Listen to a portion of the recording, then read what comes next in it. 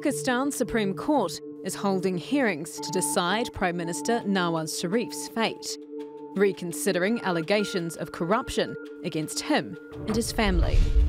The allegations were born out of the Panama Papers, which linked Sharif's children to offshore companies used to buy property in London.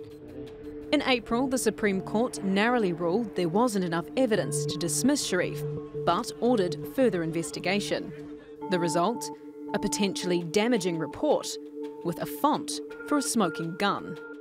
The report accuses Sharif of concealing assets, overstating the wealth of his father to justify his, and not reflecting an exorbitant hike in his family wealth during his first decade in power.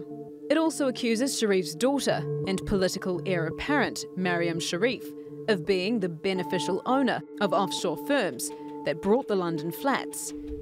And here's that smoking gun of signing forged documents to hide the truth. The evidence for that?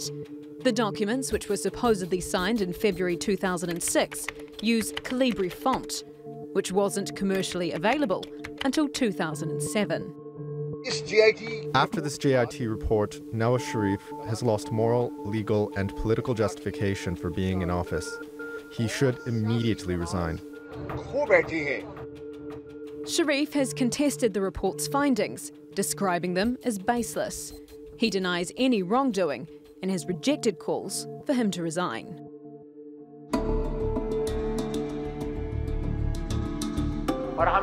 We will fight this battle in the Supreme Court. There should not be any doubt about it. We will demolish every allegation one by one. We will exercise all legal options available to us. This is not the end of the story. Nawaz Sharif says these accusations are all part of a political conspiracy against him, driven by the judiciary and the military, and says this is a political war, not a legal one. Questions have been raised about the fact the 6-member Joint Information Team was made up of 2 military intelligence services and not simply financial experts. Pakistan's Supreme Court now has 3 options. It could rule that there isn't enough evidence and drop the case, or rule that the Prime Minister is dishonest and disqualify him from politics for life. Or it could decide to send the case to trial. Will Nawaz Sharif survive the Supreme Court ruling? And even if he does, would that lead to even more political turmoil in Pakistan? Yvette McCullough, The Newsmakers. Well, to discuss this, I'm joined from Beijing by Harun Rashid. He's the director of the China-Pakistan Economic Corridor at the University of Technology and Management. From Islamabad, we have Shireen Arshad Khan. She's a member of the Pakistan Muslim League, or PMLN. And also from Islamabad, Asim Sajjad, a professor of political economy at Quaid-e-Azam University. Thanks all of you for joining us. Asim Sajjad, can I begin with you, sir? Is the Prime Minister going to be undone by a font? I mean, I'm not a clairvoyant, so I can't say yes or no as such. You know, I will say that he has obviously been severely weakened. His legitimacy is shaken. Although I wouldn't just attribute that to the recent spate of events. I mean, this has been an ongoing sort of on and off state of affairs for the last 3 years, pretty much since he came to power 4 years ago. A year later, Imran Khan had that dharna, very well publicized, which severely weakened the government. So it's been an ongoing thing. And what I'd like to suggest is the sort of the framework within which we should view this is that elected governments in this country have always sort of struggled to assert themselves. So even if they do stay afloat, as he might, for the next 8 to 12 months, his ability, the Prime Minister's ability and his party's ability to really shape policy, strategic policy, foreign policy, is going to be severely limited. Yeah, it's very interesting that every Prime Minister in Pakistan's history has had their term ended in some sort of trouble, assassination or coup or resignation or dismissal. We have scandal here with Nawaz Sharif, Shireen Arshad Khan. That JIT investigative panel, 254 pages, damning, shows the family lied about their wealth, essentially. That's really bad. Shouldn't he step down? I tell you one thing, this is the stance of government and Prime Minister is, I need to tell here and highlight that it's basically a conspiracy against Pakistan by powers and different countries who see that Pakistan is developing economically and especially through CPAC. So I feel this was Could you name any one country? Country? No, I cannot name. So I cannot know. I have bluntly said that these are powers and countries who are more powerful than us. Sure. Could you give me an idea of anyone? No, I cannot give you any idea. I don't want to, because I don't want to get into this conspiracy and the GIT. And you also know that basically this Panama Papers was introduced by ICIJ, and it was not against Prime Minister Nawaz Sharif only.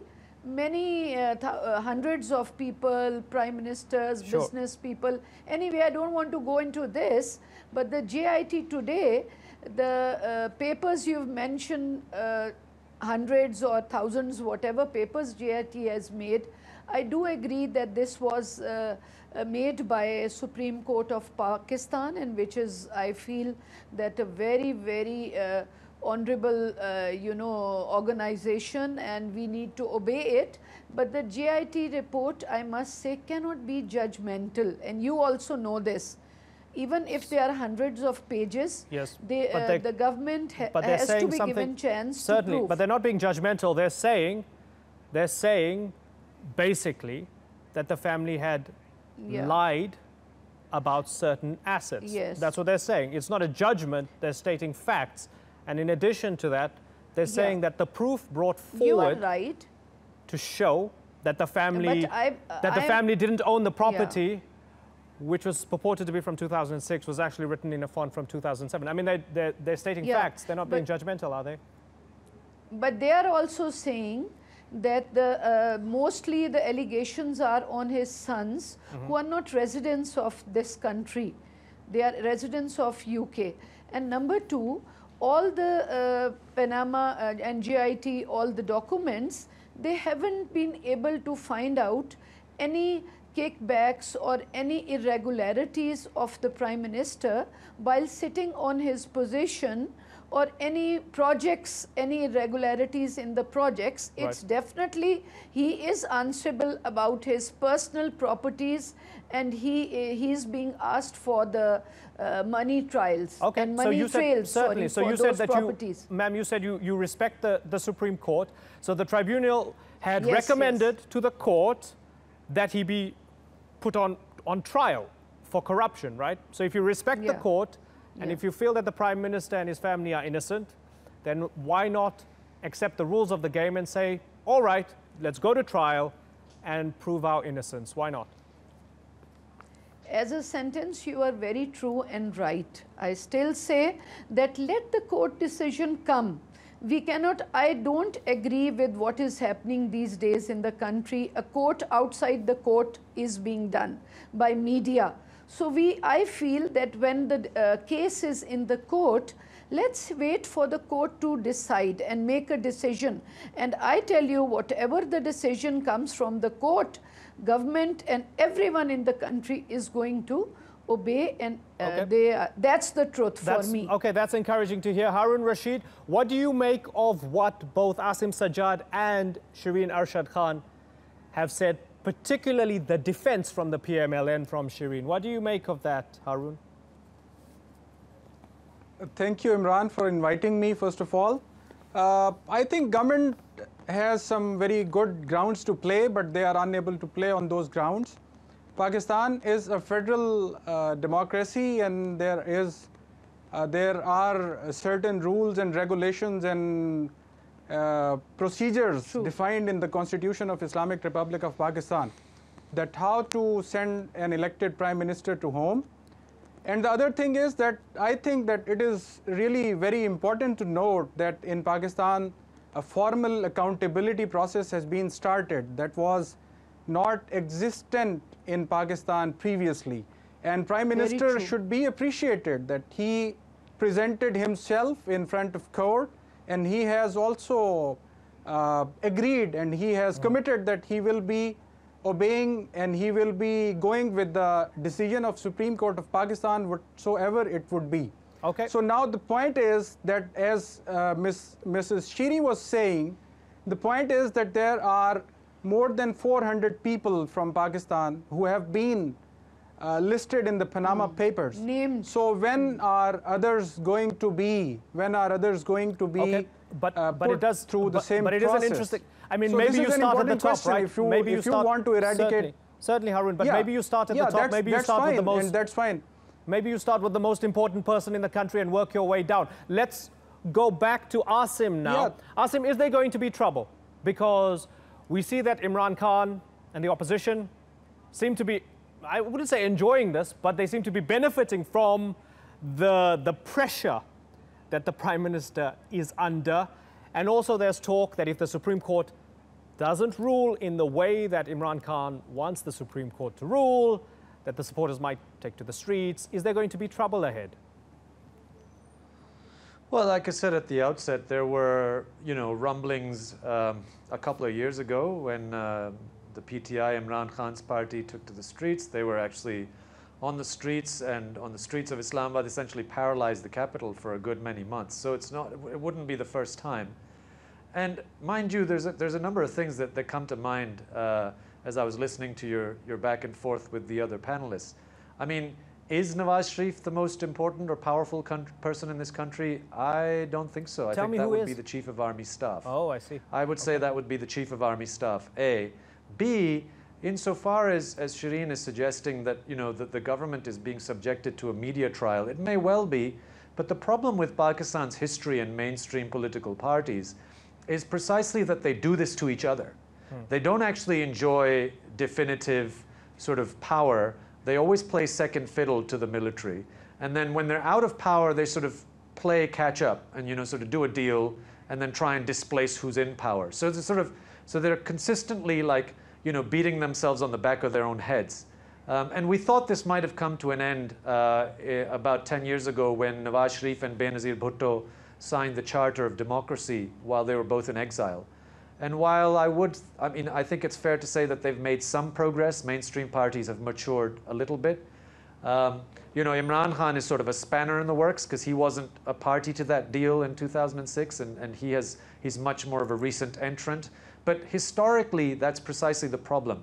Democratic forces tend not to unite when it really matters and have the countervailing power to actually make policy decisions. So it may well be that Sharif survives or he doesn't, but like I said, even if he does, he'll be weakened, and by the time elections roll around, I suspect that this will be what elections will be about, rather than the real things that make policy, the things that should affect the people of this country, rather than who and who is not, who is corrupt and who is not, because frankly, the whole establishment is, and it's really a matter of who you pick at any one point in time. Shireen, are you all corrupt? Please don't use this word because nobody has proved us to. Corruption means to have kickbacks, to make money out of the project, misusing the position. Till now, in all reports, definitely the money trail is being, it's not clear. So the court and the judges and the honorable judges are every day, you see in the findings, that they are looking at the money trail. So corruption, it is, please don't use this word. And I must tell you one thing which another analyst was saying. I do agree, I believe in a strong opposition, because everyone, I do believe that Mr. Khan is in real rush to have the power. And I am also happy about the accountability process genuinely starting in Pakistan. Okay, being from the government party, I also am happy about it. Okay, but the justice will be done, I believe. Okay, good. May I ask you to pick up on a point that was made a minute ago? What's a bigger threat to you, ma'am? Is the bigger threat Imran Khan gaining political momentum out of this, or that the army might decide there's too much instability, too many scandals, we're going to do what we did to Nawaz Sharif in 1999, and we're going to come in and we're going to conduct another coup d'etat No, to restore order in the 99 country. position and today's position is very different, because after the amendments in the constitution and the army today, I feel that they are not interested to interfere in these affairs. The courts are enough. They know that courts are supreme and they are very, very independent. Not ever it was like this. Our courts are now this time very independent and they are not under army or any influence. And I feel the threat is, I know, you know what, why Prime Minister is confident, it's only his, the people he feels that wherever election takes place in the country since last 4 years, PMLN is always, it's the victory party. So I feel that the confidence level in the government is their people, that they feel so the you're people still confident? are with us. Sure. The day they feel, yeah, I'm very confident. Yeah, you're still confident, you feel very you have support. confident. Harun, you know, Harun, you're involved as an expert in you know, China and Pakistan, you know, coming together. They have economic initiatives. This is worth billions and billions of dollars, right? With that in mind, let me ask you, do you think the army would be watching this and thinking, we do not want economic and political instability in the country right now, given that there's so much development ahead, so much money to be made ahead, and we can emerge as a great power? Definitely, so maybe they'll step in. Harun? Yeah, you are very right. And actually, I think that Prime Minister will also be thinking, even if some decision comes against him, he has the majority in the parliament. Some other parliamentarian from the same ruling party can be nominated as Prime Minister as well. So stability would be there, and China-Pakistan economic corridor will also be continuing. And I think that army or establishment in current scenario are not going to be that much openly involved in all those things, keeping in view the background and the political parties, particularly the mainstream political parties, Pakistan People's Party and PMLN, are mature enough. And do you remember Jamaat-e-Islami Pakistan that had the chance to do a much more bigger protests against the governments in the history? They are also now adopting the legal way and they are going to the courts. And by the way, it was the Jamaat-e-Islami that initiated this process in the Supreme Court of Pakistan. And Imran Khan of PTI at that time was on roads and was, in my opinion, he got nothing from the roads. But many of his serious supporters were disappointed from that sort of behavior. Okay. And so I think stability will continue in Pakistan. Okay. Asim, in 15 seconds, is democracy getting healthier or sicker in Pakistan at this moment in time? I mean, it's a long haul. I wouldn't say at this moment in time. I think that we'll have to see, I'd like to see another smooth transition from one elected government to the next, as happened in 2013.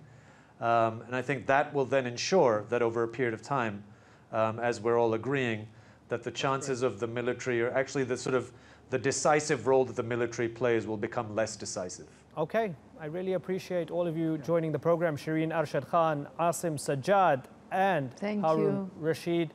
Good to have all of you on the program. Thank you very much for joining us.